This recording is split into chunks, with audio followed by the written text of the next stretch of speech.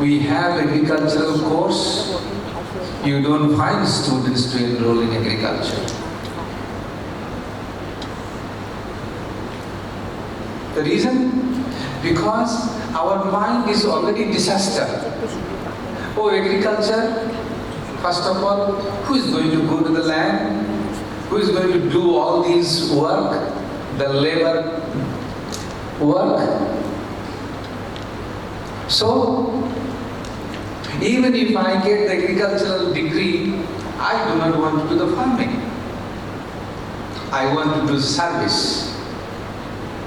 And that needs to be addressed. Now, after retirement, people say, I want to go for farming. But how much you can do? And most retirees nowadays, you say, okay, what are you doing? Oh, I am enjoying farming. But how much? After 1 hour, 2 hours? Egg here, egg there, egg there, egg there, pain there. What can you do? So we educators have a real responsibility to educate our mind that all work is work. There is no differences between farming work and in the service industry. That needs to be told. Right now, our society has become prestige-oriented, that if I do farming work, the farmers do not have that status. But if I become lecturer, I have a status. If I become a president, I have a status. These conflict more and more increasing, and that's why we see the disaster in our food chain system. So what the government, everybody is trying to encourage what Mr. Michael said, that hydroponics, that you do not have to go for big land farming.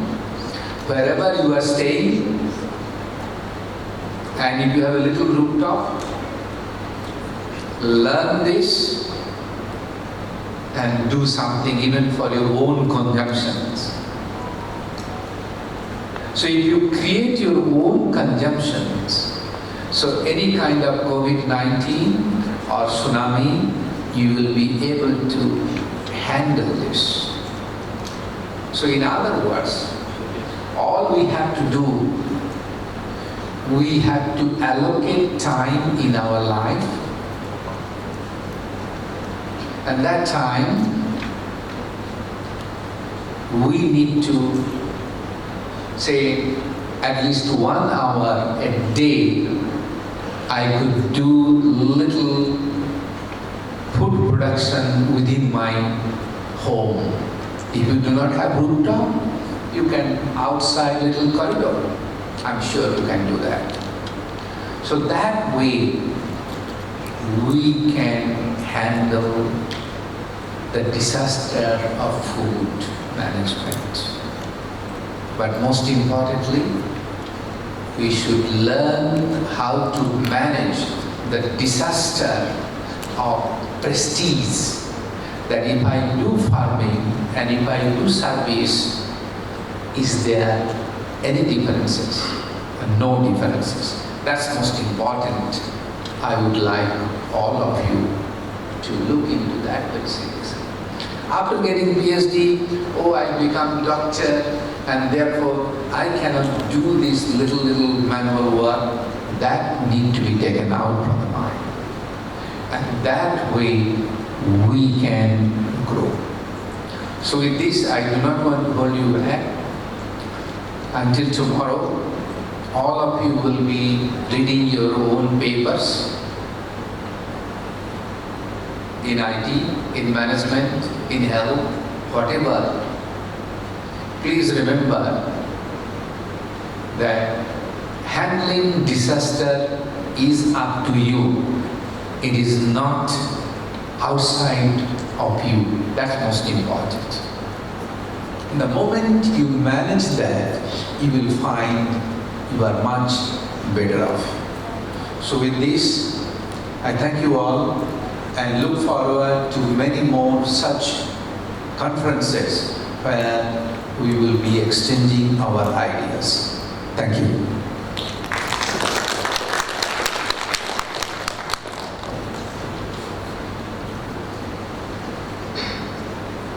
Thank you very much, Prof. Daniel. Please remain at the stage. I would like to call Prof. Datin, Dr. Nur Hafizah Chair Hassan, to give a token of appreciation to Mr. Michael Simon. Please welcome.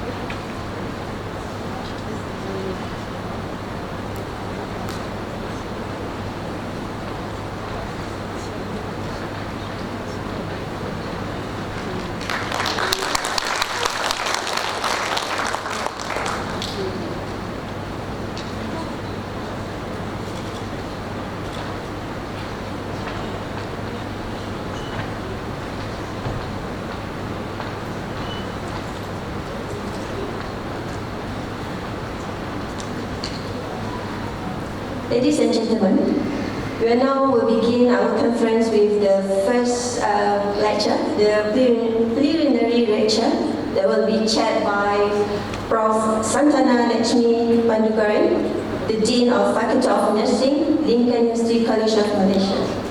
Please welcome Prof. Santana.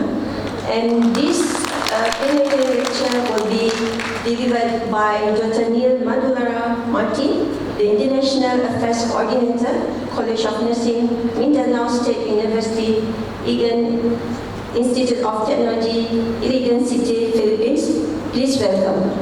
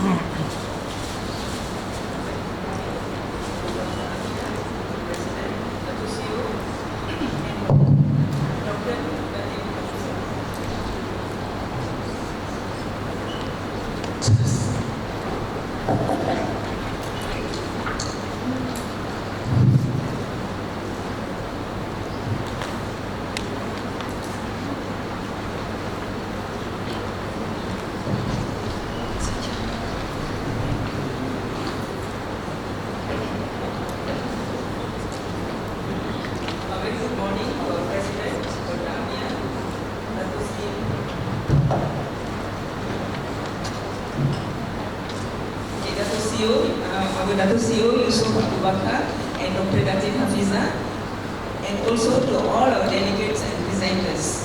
Welcome to our third International Conference on Disaster Management and Human Health Risk, and welcome to Malaysia. I hope you all are having an enjoyable time, and please take time to visit all the wonderful places in Malaysia.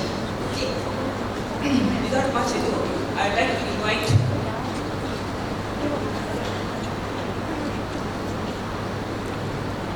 Dr. Neil Madulara Martin, a PhD holder from Philippines, to present his paper on mental health and youth peace building agency, that is towards youth inclusive and gender responsive scientific and academic environment. Okay, so thank you.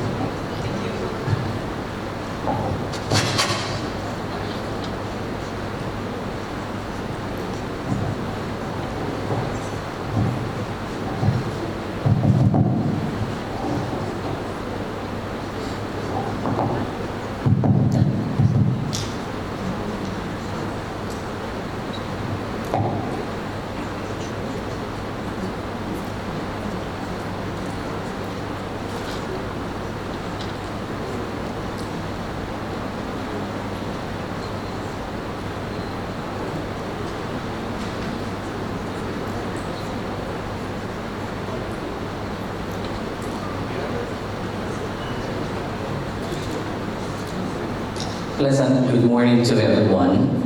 I bring greetings from the Philippines, particularly from the university where I came from, Mindanao State University, Iligan Institute of Technology, College of Health Sciences. I would like to acknowledge the CEO of Iligan University College, Ibn Datu Yusuf Abu Bakar, together with the dignitaries of the university, the organizers, the moderators, and the participants in this momentous occasion on the 3rd International Conference on Disaster Management and Human Health Risk, ICDMHHR 2024.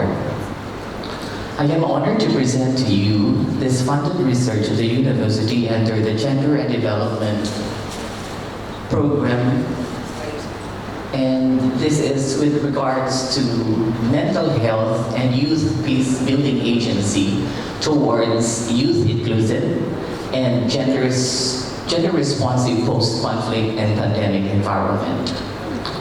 My name is Neil M. Martin, as introduced earlier, being the project leader, together with Primitivo III C. Ragandang and Henara P. Trinidad. The 21st century life is here, and to which the youth sector of the society reflects. Who are the youth of today? What are the roles that they play in society? And how their potentials are optimized to meet the demands in this rapidly changing society. The youth in their lifetime offers a promise for a better future. The role of the youth in society highlights development like culture, values, education, and peace. With the advent of technology, the youth are expected to advance the world. The current realities of the youth after pandemic put forward on understanding of the past and foresee the future, which has been highlighted many messages and challenges earlier on from the welcome addresses of this conference up to our keynote speeches, and that there is a challenge in front of us today. However, the youth in its vulnerability experiences a blend of favorable and unfavorable conditions, allowing them to cope, thrive, and survive. If you have been hearing succinctly the message of the president of Lincoln University, he said, everything is in the mind and the disaster is happening in our mind. Hence, looking into today, the youth of today in the most challenging time and environment possess an effort to reach them and provide avenues for them to voice out. As I was hearing or listening to the message of the Lincoln Anthem, there is that line that says, there's a story to be told. And so, in the effort of our team, we were able to come up with some narratives and become a story after this study. Interestingly, there is this youth in southern Philippines known as the Moro youth, and or the young Marinos. Notably, these young Marinos have been nurtured with the Marino culture, values, and practices that are rich and exemplary. As time passes, part of growing up is their experiences at home, with family, friends, and in society. And that the journey to their youthful stage is presupposed not at all smooth. Thus, their development processes and their experiences vary. There are some challenges besetting the youth Marinos having lived through a crossroads. Maybe we also have that crossroads in what we do most currently. Thus, this study delved into the exploration and conceptualization of the 12 mixed-gender young Marinos intersecting into post-conflict and COVID-19 environment. The study explored and conceptualized the lived experience of the young Marinos in post-conflict and COVID-19 pandemic environment represented in textual and visual forms as such to obtain free-ranging discourse. And that we employ qualitative research design, noted as narrative inquiry among 12 mixed-gender young Marinos as willing participants. The participants were residents of Marawi City and safely fled to the municipality of Sagiran in a transitional air shelter during the Marawi siege. The participants consented to a face-to-face one-on-one interview sessions from 30 to 45 minutes to convey their narratives 3 years ago when the study was conducted, and to base it from this year, it's already like 7 years ago, and eventually transitioned with COVID-19 pandemic surge. The 5 emergent story themes were based on the 7-step narrative analysis according to Colorado State University EDRM 600. And the steps are as follows. 1. Step 1 is to identify a problem on phenomenon to explore the purpose of the study and enables the researcher to conduct to understand the individuals.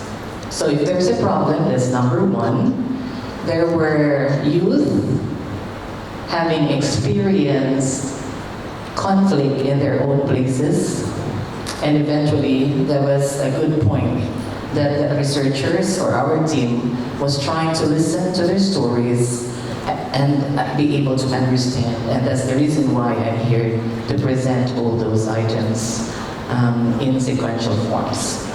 Step 2, select 1 or more participants study, and then out of the many narrative studies, they examine only 1, but several individuals may be studied as well. So we've got 12 of them who has their own narratives in how they were able to survive and thrive after the post-conflict and COVID-19. The step 3 is to collect the story from the participant. Besides that participant verbally sharing their story through conversations, interviews, field reports, some texts, also providing information about the participants. Examples of which were diaries, entries, the letters that were sent, the photographs, and stories from friends and families. Step 4, re-story or retelling the individual story. This step involves examining the raw data, identifying key elements, organizing and sequencing them, like the elements and retelling of the stories describing the individual experiences. Restoring helps the reader to understand the story by sequencing it in logical order. I hope you'll be able to get through the chronology of their stories. Like setting, character, problems, actions, and resolutions.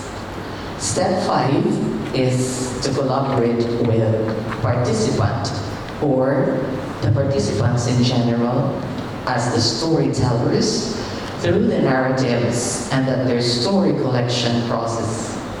The researcher works with the storyteller to ensure participants' experiences are accordingly noted that is accurate and beneficial. Step 6, the second to the last step in the methodology, is to write a story about the participants' experiences. Usually, the biggest step in narrative research. And the last but not the least among the steps is the validation and report of accuracy, which means that our team tried to establish the accuracy of the report that is essential to preserving the story and conferring evidences that will protect the story's credibility.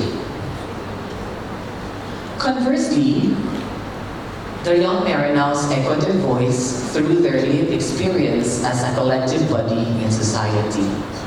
There were stories chronologically arranged. It started with the sojourn from Marawi to Sagiaran. Marawi City is where they live and they have fled during the conflict or the siege to a nearby municipality known as Sagiaran. That's the first story. The second story is on the safe space, from the siege to having their shelter. And the third story are themes like state of shock, support system, struggles, survival tools, and succinct statements.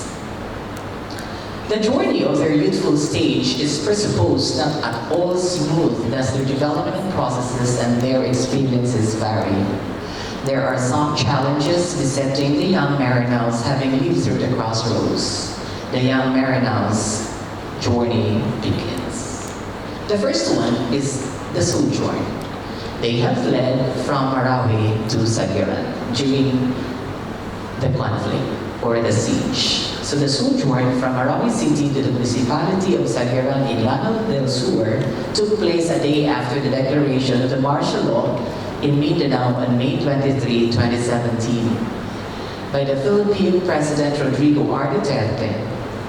The declaration lasted for 60 years and was implemented across Mindanao's mainland and island provinces of Basilan, Sulu, and Tawi-Tawi.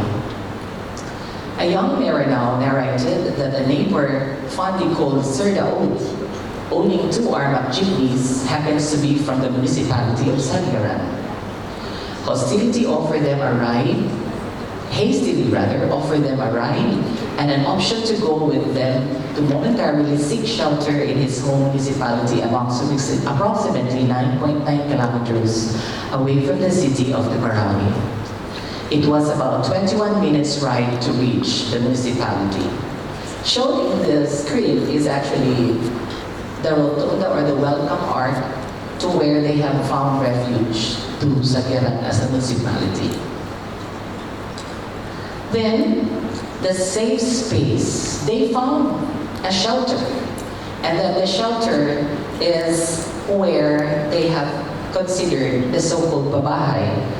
Pabahay in our language is termed as house or shelter, and that getting used to the routines allowed the young Marinaos to strategize and thrive. Most importantly, with their families coming together as one community, one value, and one hope, the shelter slowly transformed far beyond a physical structure into a safe space of acceptance, balance, comfort, and decisions to moving forward, building back better for peace, productivity, and prosperity in due time.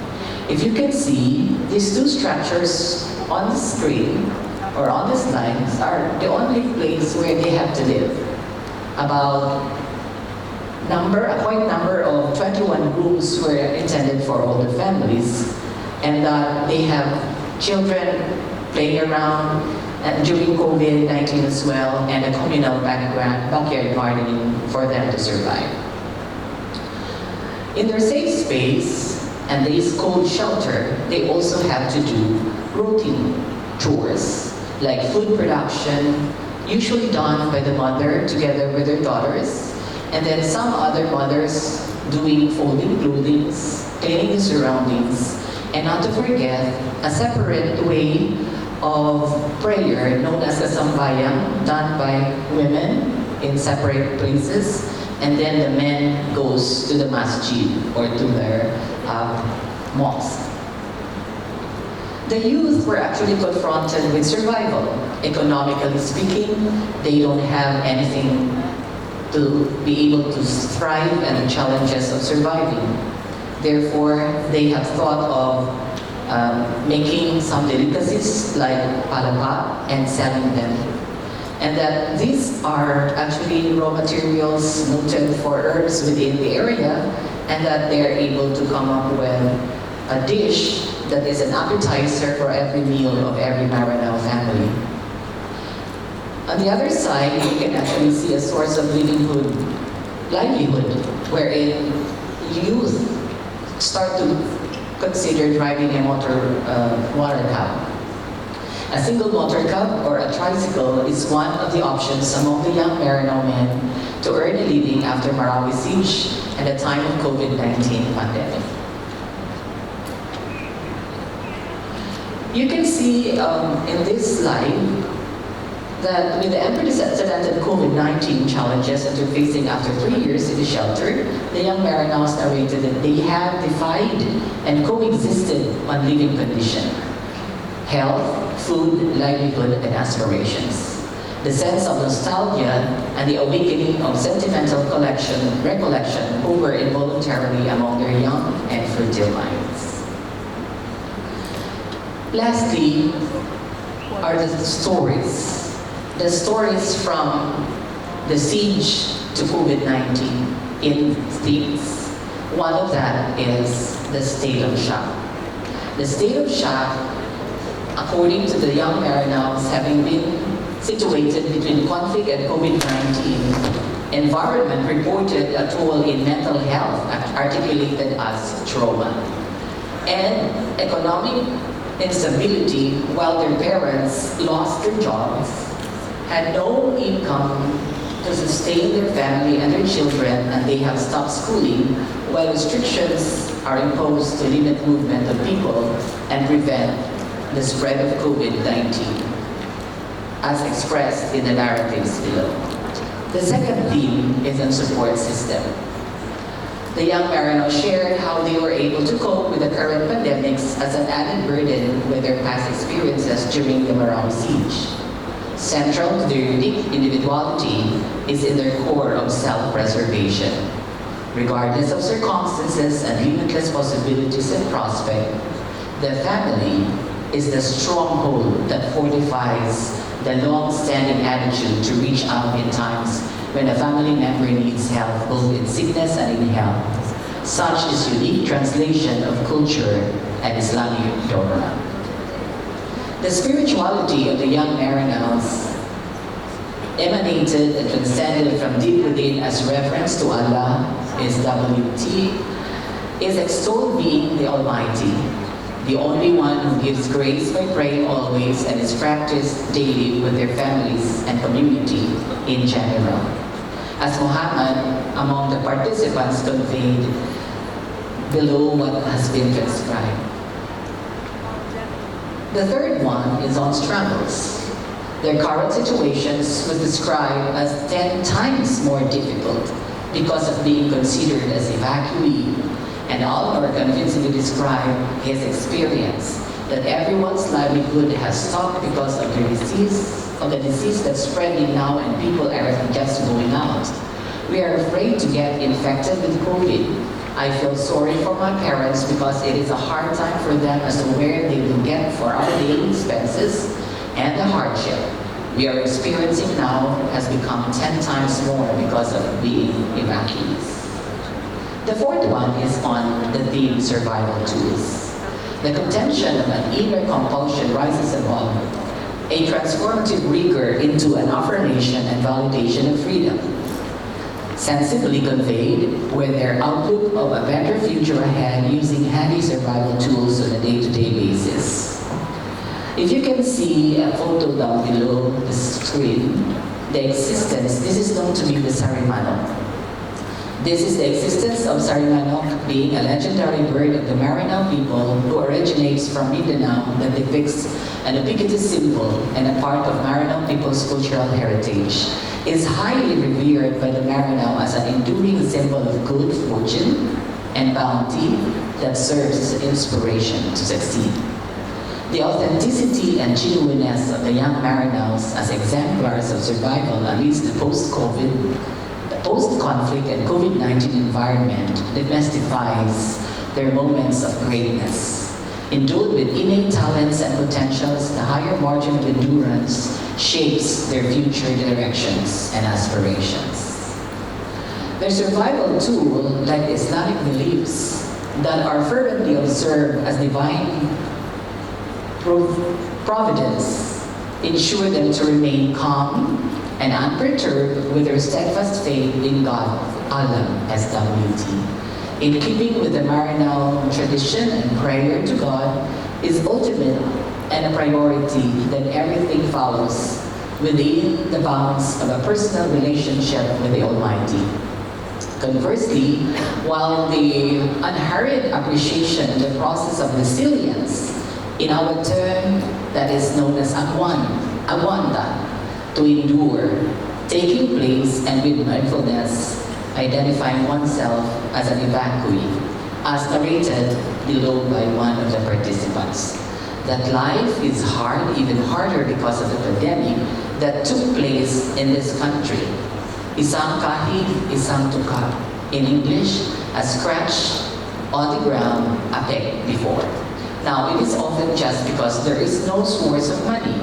Our life is hard, layer upon layer of problems where we find a way to feed the family, get money, and solve the problem we face.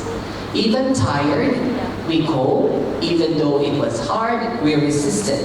Evacuees are the brave citizens that we have in the country because no matter how hard it is, we can handle it. Whatever the problem is, we still solve it. There are many problems as well as there are many lessons we can learn. It is very hard, but in return there's courage that you can use to rise above in the life of an evacuee. Lastly, the theme on succinct statements. The young Maranaos becoming the radiance of fervor illuminated strong messages amidst intersecting life's realities. The incessant positive outlook transcending from within serve as a beacon of hope, intrinsically stirring up in vibrancy. They transmit subtle and potent dialectics, ties among themselves and their genial millennial cohorts as they imparted invigorating and noteworthy words of inspiration. Focused as their priority is to pray to Allah, SWT. Second, take care of yourself. Third, be positive in life. Fourth, study hard. Next, don't lose hope and keep on dreaming. In conclusion, the young Maranaos echoed the rhetoric voice amidst intersecting position post-COVID and post-conflict environment. Interestingly, the young Maranaos can take the central position and be the forefront of post-conflict reconstruction initiatives in building their capabilities and capacities amidst COVID-19 environment in due time. Perhaps crushed, but not broken. The quest of the young Maranaos to express their views and opinions as their simple victory prevailed in bouncing back better, day by day, towards a better and brighter future ahead. The authentic, pervasive, and resounding story in themes reverberated and does not end here, yet a sequel begins. A recommendation for the youth in our place and even worldwide, including all participants having known of a youth or as a cohort of youth, is that a culturally competent, inclusive, and gender-sensitive peace education and psychosocial support can be pivotal mechanism in investing for the young Marinos and their cohorts as opportunities and the liabilities amidst deceptively pernicious atmosphere. Forging cooperation and collaboration with a certain group of young adults in our country known as Sangguniang Kabataan on the ground and closely working with the local and international bodies through the local government unit at the barangay level should provide options for the young Marinos. Lastly, a refrain initiative for change and nation building with our university, God Resource Unit, lead facilitating to strengthen and sustain a peace-building initiative with the young Marinos and the community where they live, dub us Siyempre. This means strengthening and sustaining young Marinos' peace-building efforts. I'd like to acknowledge that without these people, the success of this research won't be possible. To the Manila State University Legal Institute of Technology, Office of the Vice Chancellor for Research and Extension, Gender and Development Resource Center with the focal person, Dr. G.K.B. Bernales, for the funding. I am forever indebted to the 12 young Marinos as participants of this study, having unleashed their impactful stories and echoed their voices as the major part of this study upon the approval of the LGU of the Municipality of Sagiran.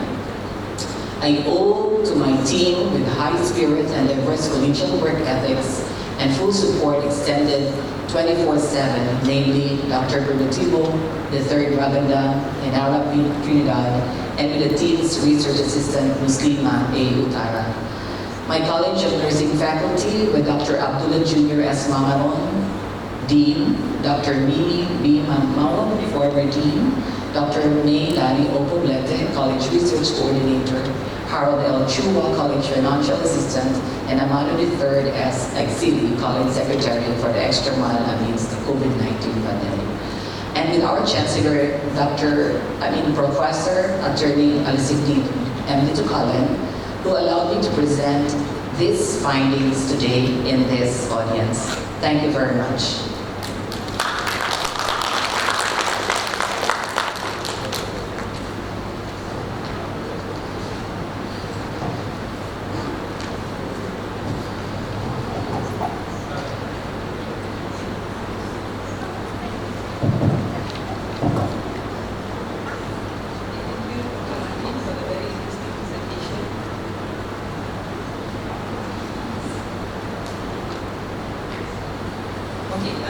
Any Q&A, please keep it for lunch hour because we are running short of time. So we'll continue with the next session. Thank you. I request Dr. Neil Marty to stay on the stage and Prof. Santana, please come. Prof.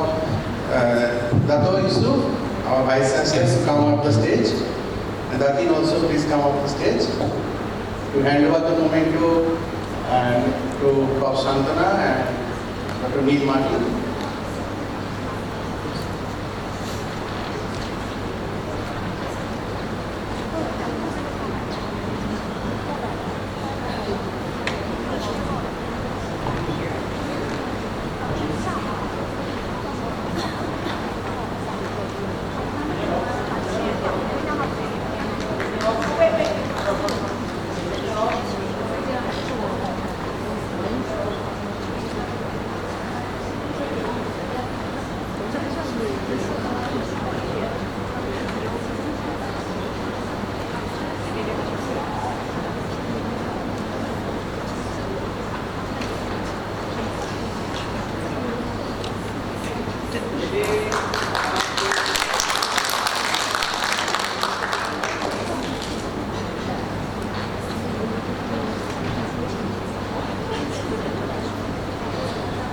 Thank you, Prof. Santana and Dr. Neil.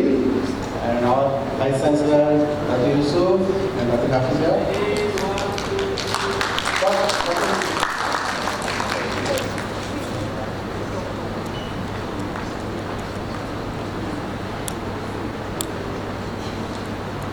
Stay forward. And I call all the participants to come this side of the stage to take a group photo. Please come quickly. Please come on the stage.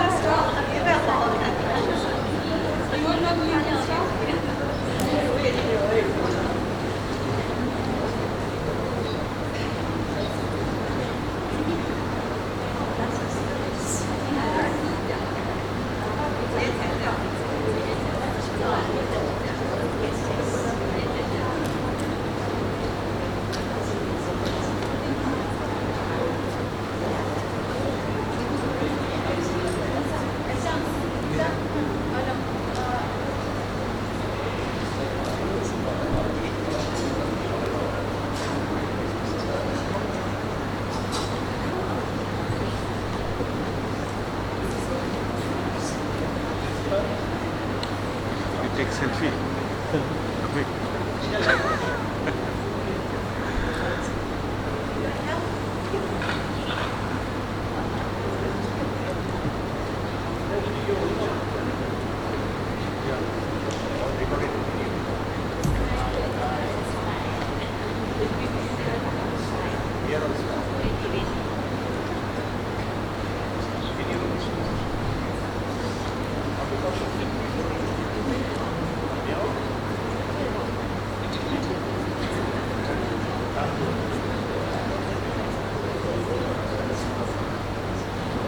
Okay, ready? Ready, 1, 2, 3. One more. One more. Thumbs up.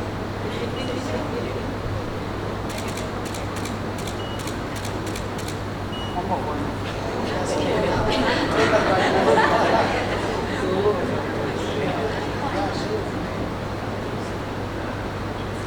Okay, ready? 1, 2, 3. One more. Thumbs up.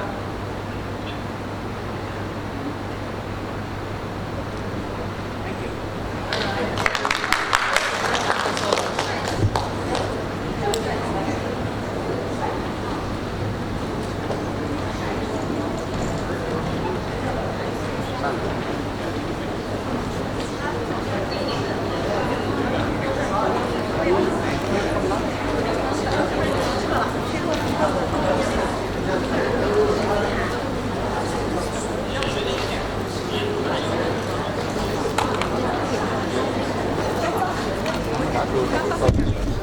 Ladies and gentlemen, after that we have a 15-minute break and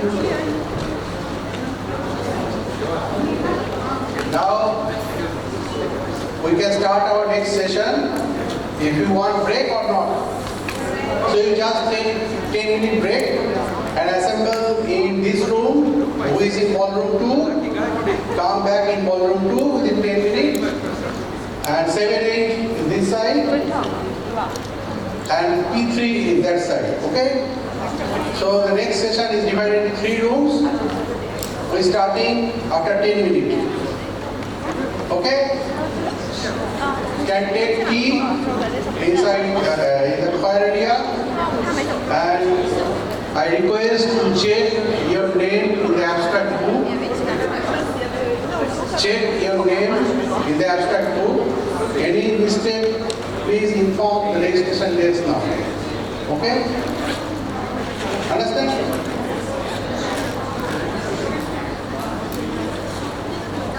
Can translate in Chinese? Anyone can translate in Chinese? Dr. Tan?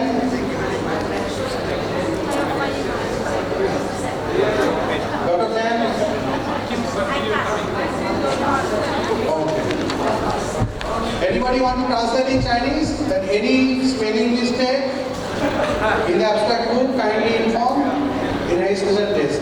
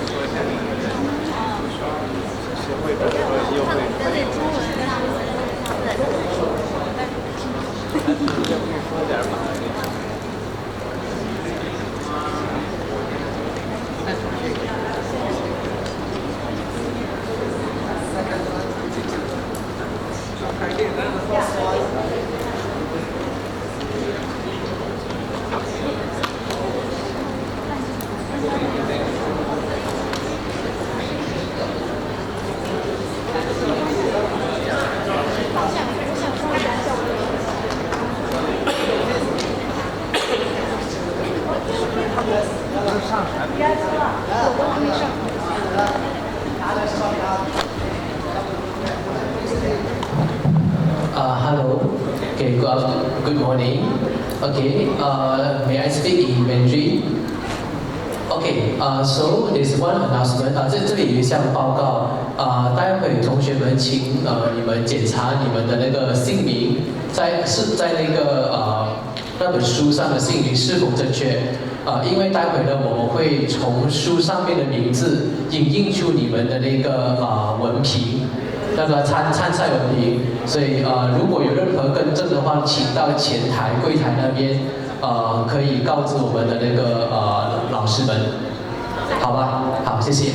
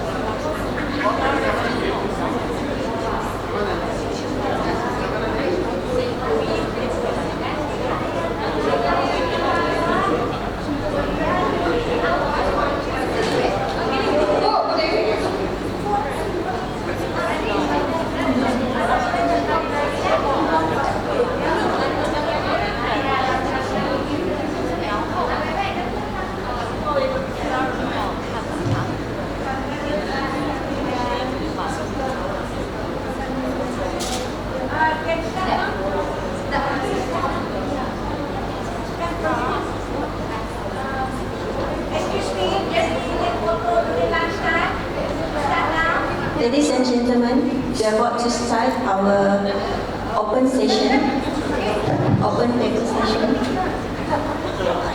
Please be seated. Jill, please.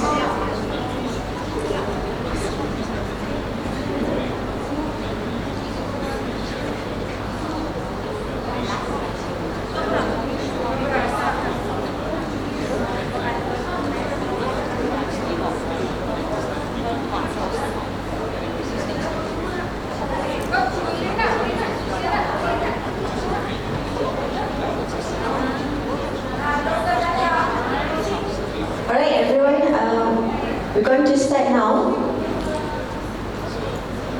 Please be seated. You can take picture after this session. Alright, I would like to call the chairpersons for this session. Please welcome Dr. Elina binti Abdullah and Dr. Devi Nanapan to the stage.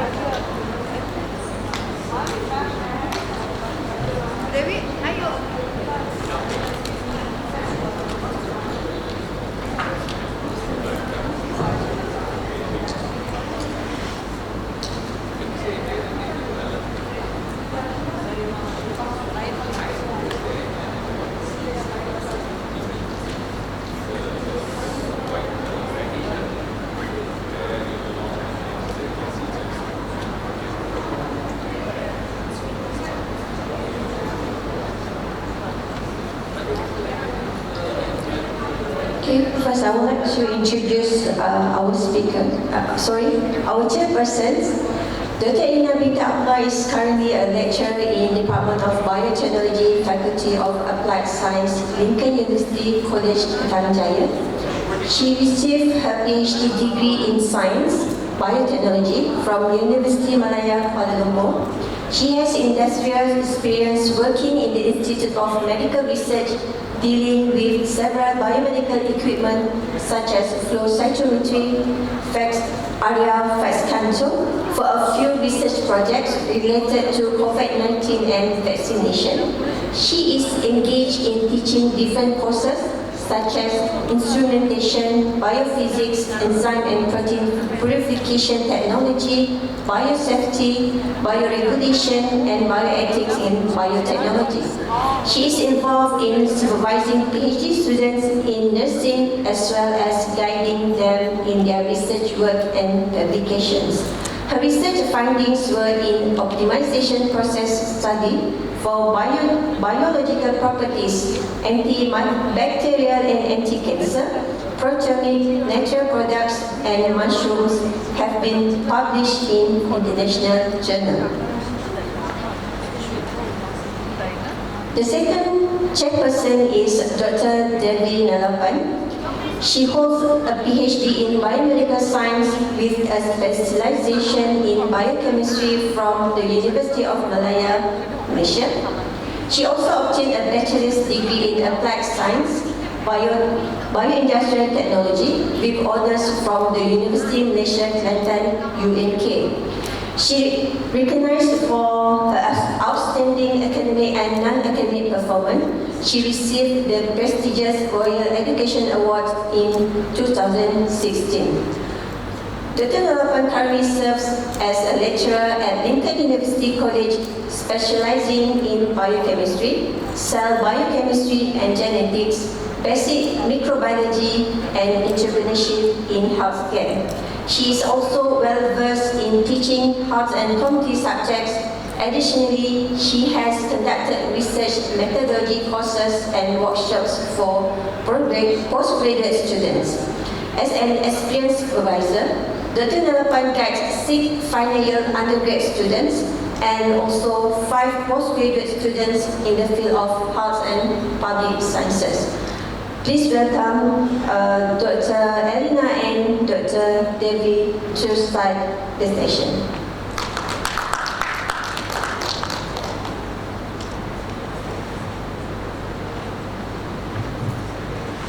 Assalamualaikum. Good morning to all participants. Can you hear me? No, not clear. Hello? Hello?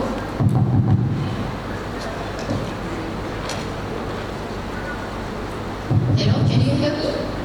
Yes. Alright, so let us begin our session now. Okay, a kindly reminder to the participants, the time allocation for the session it is around 7 minutes. So please be prepared with your presentation for 5 minutes and another 2 minutes for Q&A session. Alright? So I would like to call upon our first presenter, Mr. M. Himabindu. Is he here? So if not, let us proceed with our next presenter. Do we have Siti Nur Hindayani? Okay, so please come in front.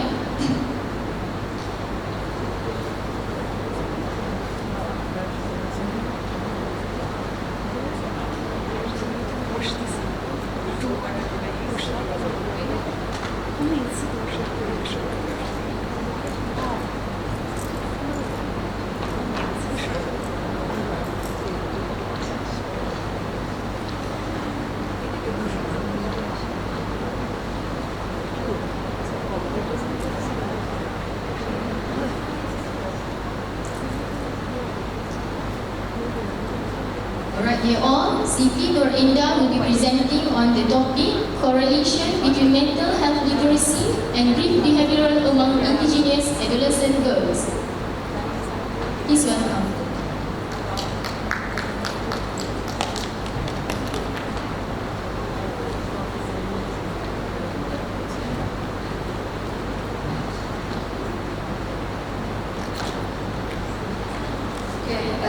Good day, everyone. Thank you, the Honorable Dr. Alina and Dr.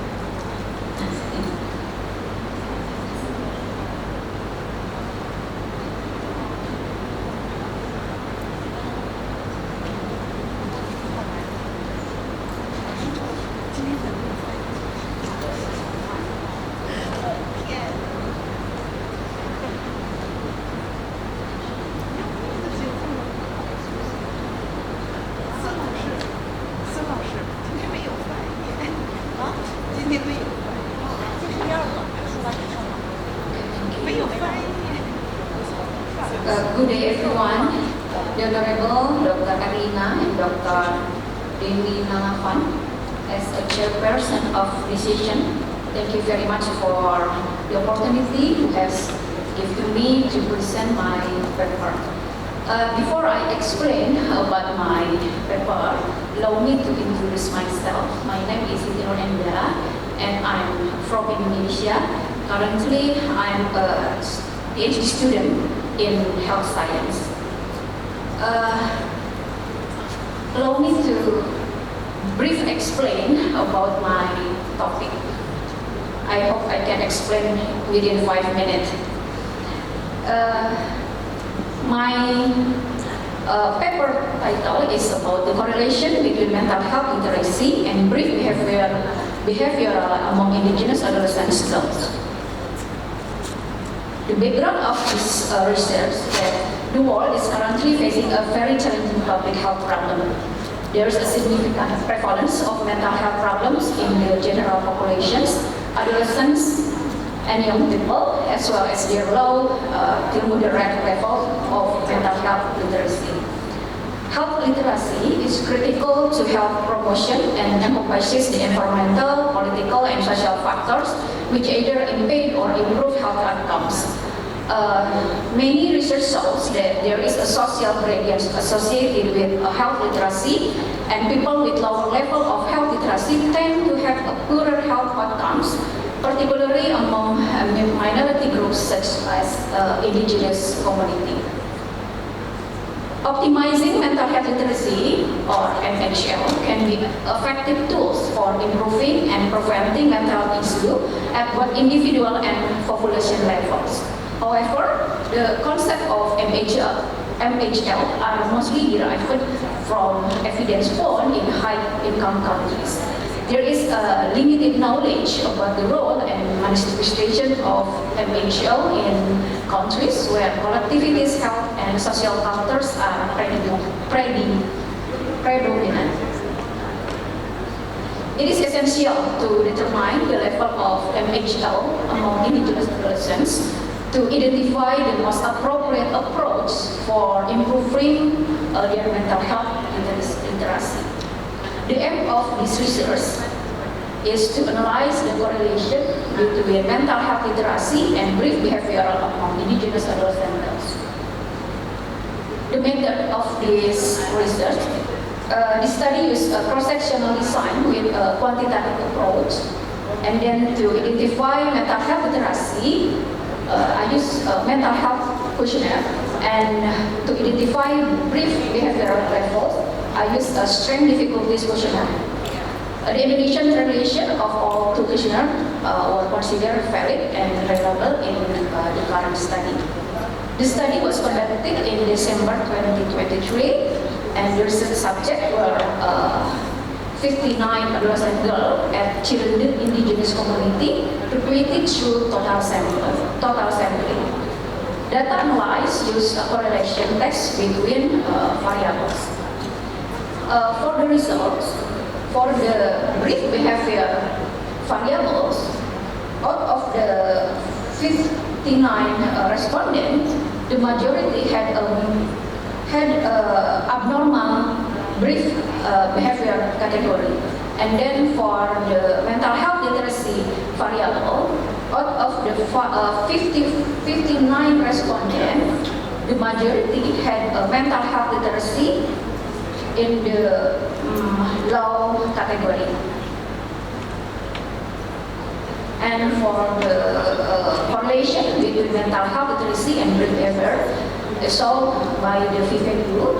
The p-value so 0.004. The study suggests there is a significant link between mental health literacy and brief behavior. The contribution made by mental health literacy to brief behavior is positive, which means that the increase in score on mental health literacy also affects the increase in score on brief behavior. The role of mental health literacy can improve brief behavior. The relationship between mental health literacy and brief behavior indicate that someone who has good high mental literacy means having knowledge of the efficacy of good mental health disorder, awareness of the importance of mental health, knowing the right source of help when experiencing a physiological disorder, and knowing the jobs related to mental health care. Whereas the person stigmatizing him tends to go down regarding mental health.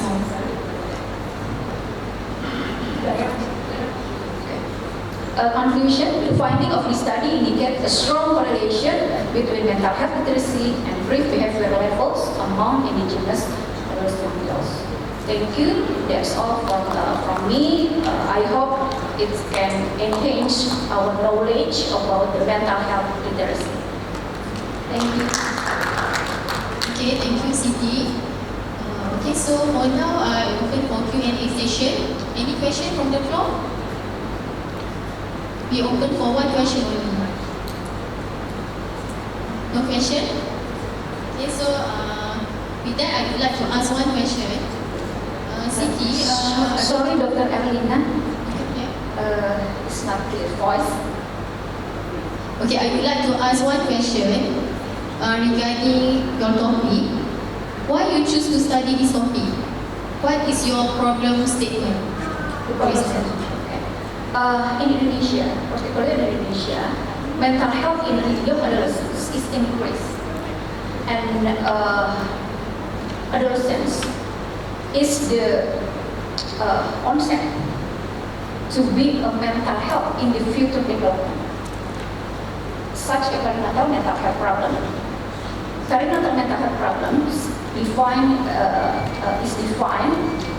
mental health disorder within during pregnancy until 1 year postpartum, and the onset of the perinatal mental health problem is in adolescence. So I think it's very important to us to explore about the young mental health, to get the better intervention of the mental health problem, about the young adult mental health problem. Alright, that's a good term. That's but I just would like to ask you, why did you choose girls? Because adolescent is like boy and girl. Can you hear me? There is echo. Can hear me now? Clear? Yeah, a little bit. Can you hear me now? Can? Yes. Alright. So I would like to ask you, why did you choose girls? Like, because according to your prevalence, according to your statistic, it should be like combination of boy and girl when stop to adolescent, correct? And we do have several categories. Middle, young, adolescent, correct? So you choose girls, why? And why didn't you choose boys? And why didn't you limit the number to be 59? Can you explain on that? Sorry, I try to get the point first. So, first point is why I choose the adolescents. Female adolescents. Number one, why I choose the female adolescents. As I mentioned before, actually I'm a midwife, so my scope in practice is a perinatal area. And perinatal area, as I mentioned before, perinatal mental health disorder, the onset of perinatal mental health disorder in young adult. In young girls, in young adolescents. So that's why I choose the respondent is young adolescents, young girls adolescents. And the second one, why I choose the 59 respondent, because this is the quantitative research. So more bigger sample, I think it's more, I don't know how to explain. It can get the fit result to represent the result. I don't know if this makes sense. Thank you, Okay. Ms. Siti Nurenda, for your presentation, and all the best for your work. Thank you. Alright, so I would like to call again M. Ima Bidu. Are you here? Yeah. So, Madam M. Ima Bidu will be presenting on the role of business conglomerates in disaster management in India case of select business trips.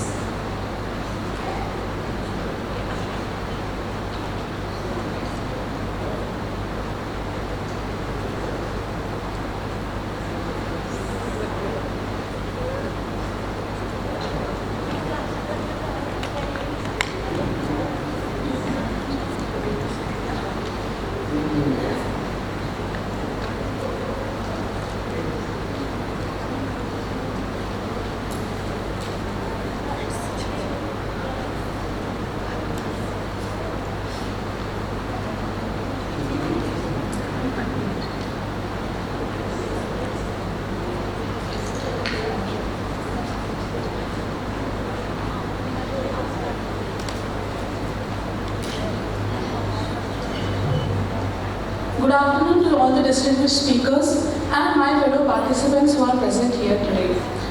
I come from the country which gave the world audience the Bahubali. I come from India. Namaste to one and all. I am Dr. M. Hemapindu, Associate Professor in the area of Business Management.